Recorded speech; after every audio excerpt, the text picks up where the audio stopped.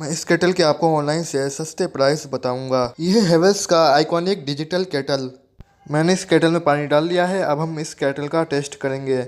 मैंने केटल में पानी भर दिया है। आप देख सकते हैं कि जो हमारा केटल का टेम्परेचर है वो बढ़ रहा है और हमारा पानी कितनी तेज़ी से उबल रहा है।